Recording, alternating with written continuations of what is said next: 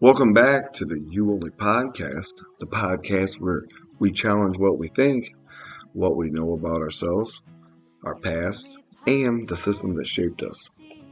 I'm your host, Lo Jackson, and today's episode is about family judgment and the quiet genius we often miss because it doesn't look the way we expect it to. And that's the one thing we do is we put expectations on things and we think we're going to know the outcome, and that ain't the case because there's too many energies at play and too many things going on for us to be right all the time. This episode is inspired by The American Family, and hopefully you'll go out and check this book out. It's a good read. Not as a perfect institution, but as a psychological system that assigns roles, form, how they distort perception, and how healing often begins not with confrontation but with understanding. Understanding really takes breathing. You gotta breathe through things, calm yourself, get still, get grounded. There's an idea that shows up again and again in psychology and philosophy. We don't see people as they are, we see them as we are. Families are where the distortion begins. In the American family structure, children don't just learn behavior, they learn identity. In a dysfunctional family system, everyone gets assigned a specific role in a play they never auditioned for. These aren't just personalities, they are functional roles that keep the system in its dysfunctional balance. See which character class you've been assigned. First, there's the hero, or the golden child. The overachiever who makes the family look good on the outside, hiding all the cracks underneath. Then you have the scapegoat, the black sheep who gets blamed for everything and serves as a convenient distraction from the real issues. But the scapegoat is often the most emotionally honest one, the truth teller, brave enough to point out that the system is broken. Another common role is the peacemaker, your family's personal UN peacekeeping force. Your whole mission is managing everyone else's feelings, often sacrificing your own needs. You might also be the mascot or the clown whose special ability is humor, which is often a defense mechanism to hide their own anxiety. And finally, there's the lost child, the quiet, invisible one who just tries to fly under the radar and not cause any trouble. Recognizing these roles is a game changer because it shows you that the family drama isn't personal, it's systemic. I've had the opportunity to see an analysis team build or, get a report on building a military team. And there's two types of military guys that come out of the military. There's the guy that his identity is born in discipline. He's all about the mission, and the mission will get done. They're out there. But there's also the military guy whose identity is born in, emotional safety. Mom and dad, grandpa and grandpa, aunt and uncles pressuring them to join the military. And you should join the military. And that guy is a stable person long term. And most people see them as, lazy. But anyways, hopefully you'll enjoy this episode. In the American family structure, children don't just learn behavior, they learn identity in this book. So someone becomes the responsible one in a family. Someone becomes the funny one. Also, someone becomes the problem. Someone becomes the disappointment. And someone quietly becomes lazy. Once these identities settle in, familiarity replaces truth. And that's what happened in my house. And my parents were on autopilot and they didn't even realize it back then. There's an old prophetic saying that goes, "The lie survives not because it is strong, but because it is familiar." In families, familiar stories become unquestioned facts. And remember in my episode, Surrounded by Idiots, they talk about the 4 behavior types. And the stable one was the one people always call lazy. But in reality, the stable behavior type is the most dominant type in the whole world, and that's your calm people out there. They're calm because they don't want to rock your boat and they don't want to rock their own boat. So they tend to do nothing, and then people are like, oh, they're lazy. But in reality, their emotions are way more heightened to the situation, and their emotional intelligence is way more beyond most people's comprehension in family dynamics and in the workplace. Ambivert is in between introvert and extrovert, and research shows that more than 80% of people are probably ambiverted, not introverted or extroverted. So introverts get energy from being alone. Extroverts get energy from being with people. Ambiverts get energy around being the right people in the right situations. So for example, in this interview, I love one-on-one conversations. I feel myself. But if we were to go to a loud bar or a nightclub, I would completely shut down and want to be alone. Ambiverts can dial up extroversion to hit their goals. So if they know they have to be friendly and meet people for an interview or a position, they can do it. But they need lots of recharge time. The reason why it's important to know if you're an ambivert is because you should know what are the people and places that drain you. There are certain people, when you open your calendar and you look at it and you're like, oh, I have to be with that person. Mm-hmm. That is someone that drains you. They do not bring out your extroversion or your natural love of people. There are also certain people who you feel you could talk to for hours. They give you social energy. They charge your social battery. So the very first thing I have students do is sit and make a list. Who are the people who give you energy, who charge you up? Who are the people who take from you? Those are people that we want to put boundaries around, we want to say no to, we want to limit as much as possible. And then also the places. Where do you thrive? Is it conferences, one-on-one business? Or is it friends, socializing, parties? Knowing those places helps you optimize your social battery. So thank you guys for listening to the You Only podcast. The book, The American Family, comes out of decades of sociological and psychological research examining how family systems operate beneath the surface. The author didn't write the book to idolize family life, but to expose its invisible mechanisms. The research shows that families naturally organize themselves into roles as a way of stabilize emotional tension. These roles are not assigned maliciously. They are adaptive, but over time, they harden into identities that limit how people are seen.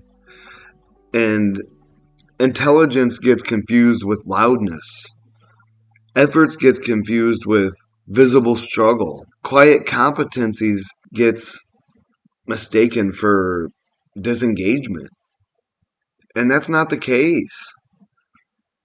So, that brings me to a story of my own in my life. And it's about my stepdad.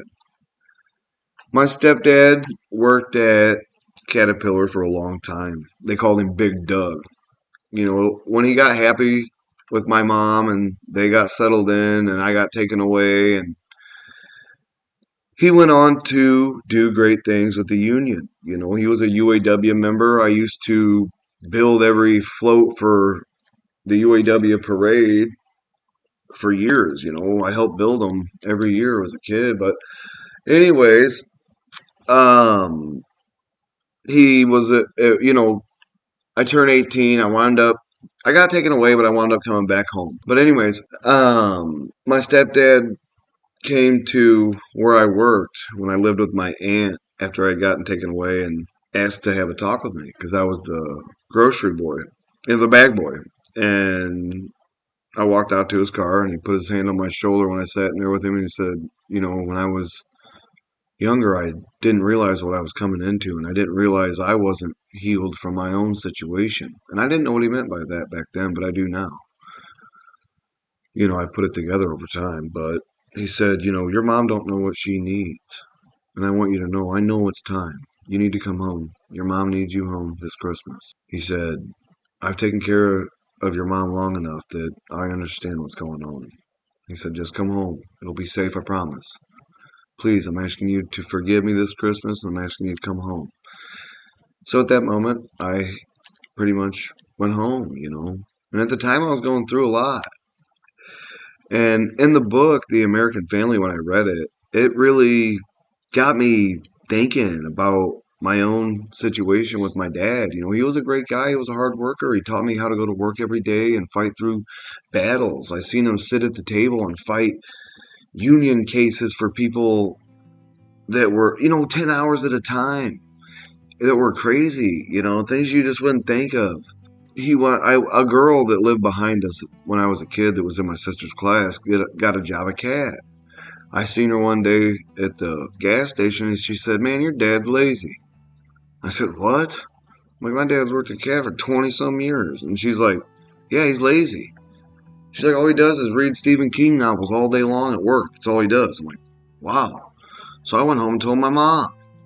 She told my stepdad, and then he called me on the phone and was like, "You know what? Tell that girl to go screw herself. I'm doing my job." So he was upset with me, and I'm like, "Oh, all right, whatever." A year later, I get a job there. I go home one night from work, call my mom, and I'm like, "Mom, Dad's lazy. It's true. See him at work. He's reading a novel all day, smoking cigarettes." And he calls me, mad, flaming mad. He's like, "Dude, meet me at my workstation at 3:20. Dude, you're an idiot." And he hangs up. I'm like, "All right, whatever, Dad. Sorry, shit."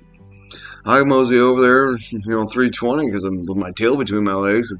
He checked the shit out of me the night before. I'm like, "All right."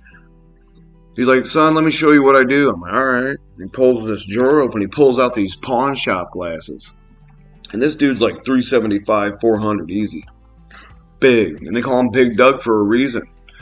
Puts these pawn shop glasses on. He's got 8 loaded cartridges for D9 bulldozer fuel injectors to his right.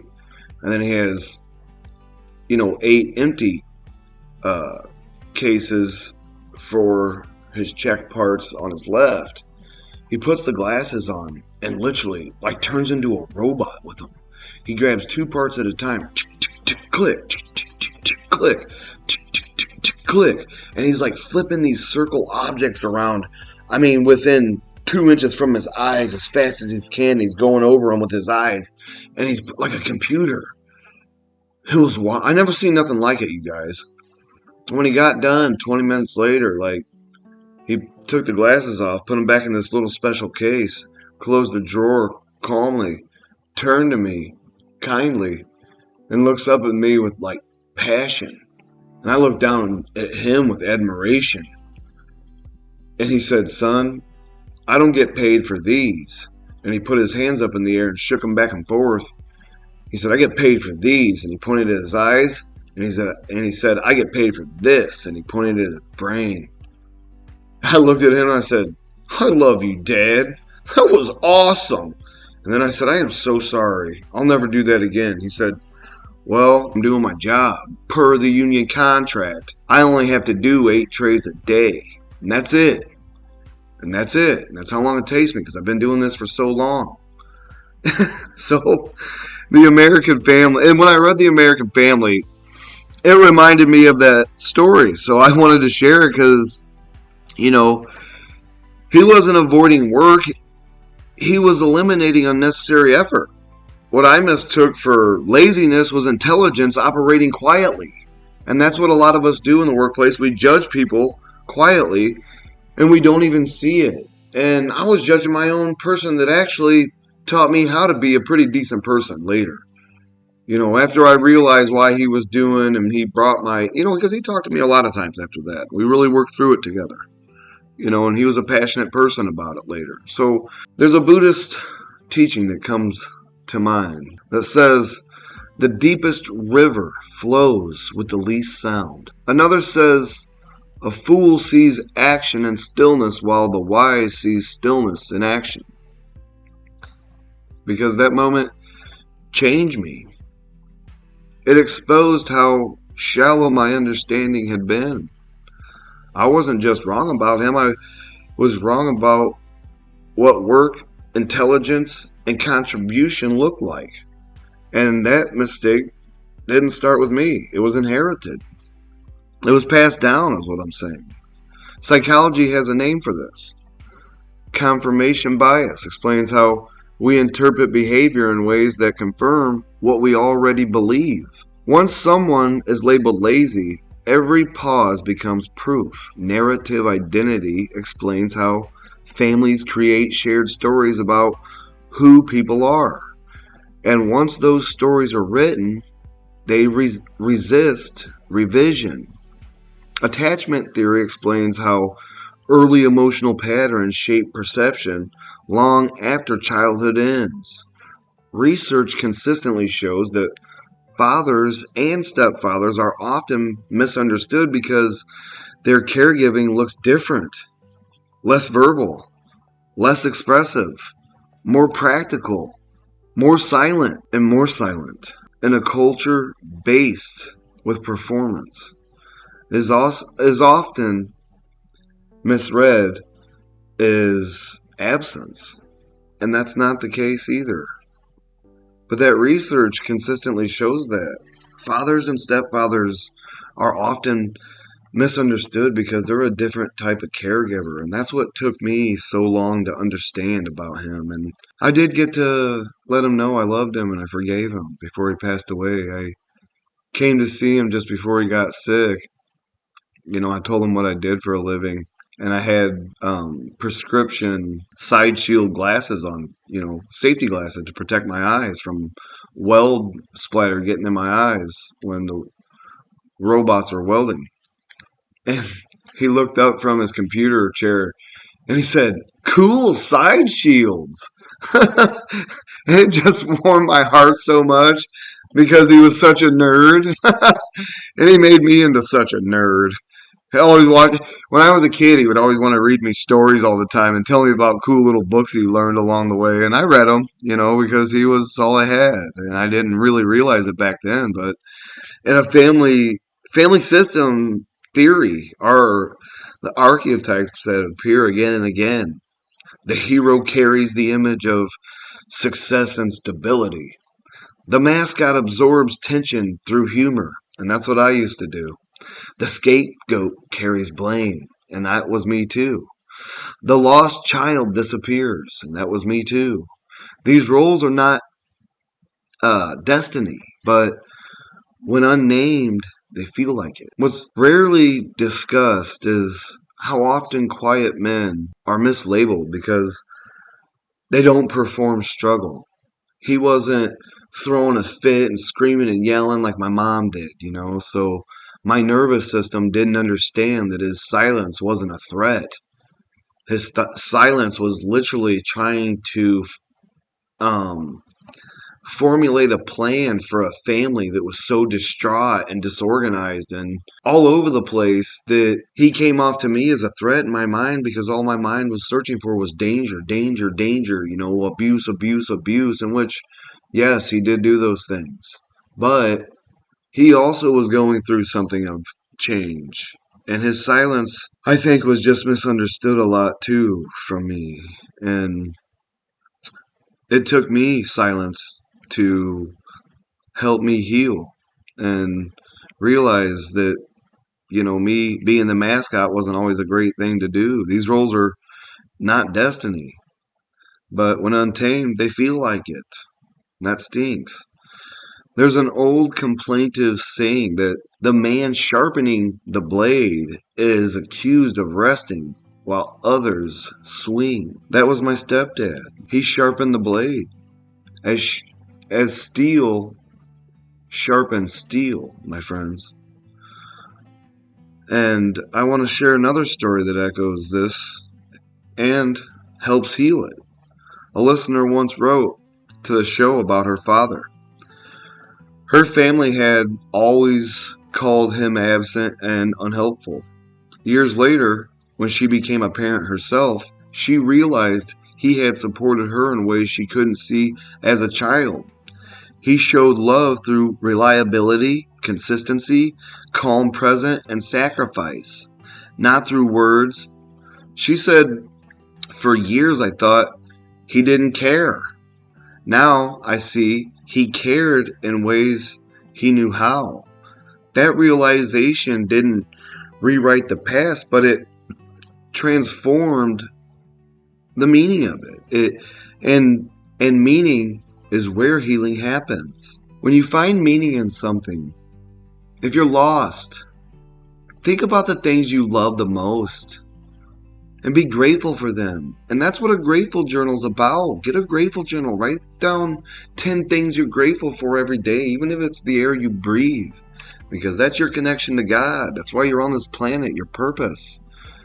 And just know that you're grateful for being alive. I'm grateful for the air I breathe, the bed I have to lay in, the roof over my head, the simplicities that I have that I don't even see every day, and make sure you ask for forgiveness. Have a forgiveness journal too. Forgive me for the sins that I've committed. Forgive me for the sins I've committed against others. And forgive me for the sins I don't even know I commit. Because that's how blatantly stupid we are as humans. And we just think we're so smart at times. And unfortunately, we don't slow down to see that we're not. And we get into situations where our paradigms get changed by other humans, and sometimes we become the most beautiful people on the planet because we took the time to slow down and realize that if we just stopped and listened for a while and put this together simply, it would be a more easy world instead of chaotic all the time. And thank you guys for listening to the You Only podcast, and hopefully you're enjoying the American family. And I try to share stories that I think will help someone out there heal. They're going through something, because I don't want to just tell bad stories all the time on here. I have to tell the good stories too, because I don't want to play a bias of, oh, poor me, because that's a victim mentality, and that's not good either. And a lot of us are doing that too, and that just causes more isolation. And the further you get away and feel alone, the more you will turn inward, and it's not a good thing, because a lot of people are turning inward, and it's creating a lot of mental stresses that we never had before. We used to be about community and friends, and you had to go next door and knock on the door and see if somebody could come out and play. Remember those days? That was fun. And sometimes we don't see the figures in our lives and what they did for us and the sacrifice they went through mentally and how they got beat down by society and all the different rules that went on, and how they had to learn to rise above all the noise. There's just too much noise at times. You have to unplug, get silent, get away from music and media and all the rhetoric. You have to take a moment for yourself, go for a cruise, enjoy this world. You live on it. Take time to realize those in your life that meant so much to you, and at this time in your life, you just have to celebrate them people, because it gives you a purpose here too, is to celebrate somebody. And my realization didn't rewrite my past about my stepdad. It just transformed the meaning of it. It helped me heal. And that should happen for you too. And this is why reframing does matter. Not excusing harm, not denying pain, but questioning automatic judgments. Instead of saying someone is lazy, asking what kind of intelligence you might not understand yet. Instead of assuming absence, ask what form presence took. What was the form there? Remember, the Buddhist teaches that suffering often comes not from reality, but from perception. When perception changes, suffering loosens its grip. And perception we always struggle with, because we don't always have every key element to the situation, or the situations that we remember the most. The situations that pop up the most from the past, those are key elements of why you're feeling, thinking, and doing the things you are. If you lived a great life, a lot of key inspirational moments, well, you're going to be a really great figure in life, and that's awesome. But a lot of people get jealous of that stuff, and people don't know it because they never lived your life. They didn't have to put themselves in your shoes and know that you were beat on or hurt or not seen and not loved the way you were meant to be loved.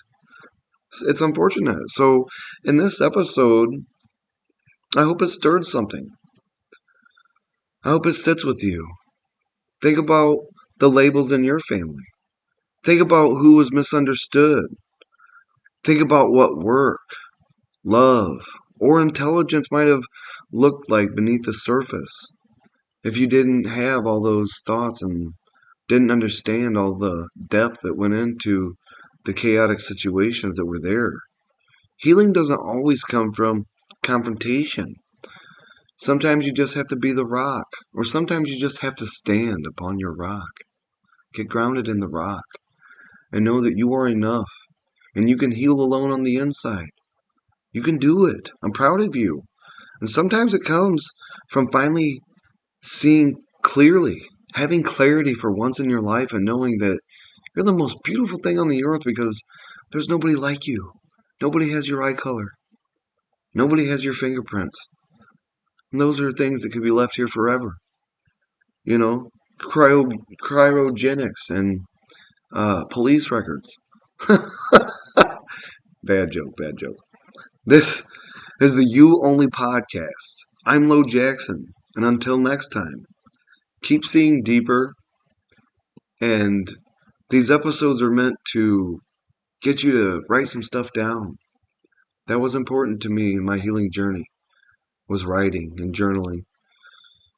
I wrote a lot about my kids and how much I didn't know what was going on at the time, and how sad I was that I was on autopilot and I didn't see it. But I do now, and I'm mending those bridges as we speak. And God's doing a work in me that's magnificent. My last name means blessed, and I just carry that with me every day and hope that I can bless others around me because I'm connected to people that are amazing now. You become like the 5 people you surround yourself with. Remember that. And I always felt the way I did towards my mom's family because I felt like and my dad's family. I just had a higher standard as soon as I was born. I don't know why. I felt gladiatorial. I felt alive and free. I felt wild. I felt just my spirit's different, and all the situations that I went through and all the things I seen that I never should have saw. They formed me to see things differently. And the things that happened to me and the people that love me in all the right ways in the beginning, that had a lot to do with it. My domestication had a lot to do with it. Because I, I went through a lot of abuses, but I was also around very loving, understanding people early on that were from the 1800s, I was raised by a lot of people from the silent generation that were loving, caring, passed me around, loved me, cared about me, and didn't do things to me. I also had that aspect of my life, as tragic as the things that went on. But thank you guys for listening, and I do love you, and I appreciate you, and thank you to my 3,000 top 5 listeners. They blow my mind every time I think about it. Top 5 on their podcast listens every week. I'm grateful. Get out there and check this book out. I think you'll learn a lot from it, and hope this episode helps you just dive deeper. Feel a difference in your soul. Think about things differently, and get calm, get patient. Get a journal. Write this stuff down. A gratitude journal, a forgiveness journal. Get an invention book. Write down your inventions, even if they're silly and you don't think they're right. I recently learned about a guy. I can't remember his name. Phillips. He had a story where a woman visited him and she had a locket on and the sun shined on the locket and it had a pink ray that shined in his light. And then that day he had like some kind of visions. I can't remember how it really went, but man, it was wild. I guess a lot of his stuff was true, and Elon Musk had put out that, yeah, that guy was dead on to stuff. And found it interesting, the things I learned about him and the things he had to say about the mind, that the world's a simulation, that we're all, and the color pink that shined in his light, it gave him an infinite knowledge of every language that existed. So the nanometer spectrum of light has everything to do with life and energy that's here. The sun is the most powerful entity. That's why they worship the sun and called him Apollo back in the day. And thank you guys for listening to the You Only Podcast. And I wanted to share that little bit of information that I'm studying. And I miss you guys. Tune in. Give me 5 stars. Get over there. Hang out. Chill. Check out my videos. Hopefully, I'm helping you help yourself. You listening is helping me know that what I've learned is getting out there. And that's what knowledge is about. Transfer. and growing and healing and not getting stuck. And the first thing you learn about trauma or attachment styles or behavior types, because that first stage, it gets people caught up and they get stuck in that. It gets them more depressed and more depressed because they don't go through the 4 stages of healing. And we'll talk about that later in this podcast. So stay tuned for the next episode. And hopefully you enjoyed my last episode, because that had a lot to do with my mom and why I am the way I am and how I've gotten to become more wise with time. And, it took a lot of arrests. Not kidding, I've been through a lot. I'm not a perfect human being. I was ignorant early on because I didn't know better. I didn't know how to say no. I didn't know how to tell somebody, don't do that to me. Thank you guys for listening. And I do love you and I appreciate you. And thank you to my 3,000 top 5 listeners. They blow my mind every time I think about it. Top 5 on their podcast listens every week. I'm grateful. Get out there and check this book out. I think you'll learn a lot from it. And hope this episode helps you grow, learn, change, and help somebody you love and understand yourselves better. Tune in next time.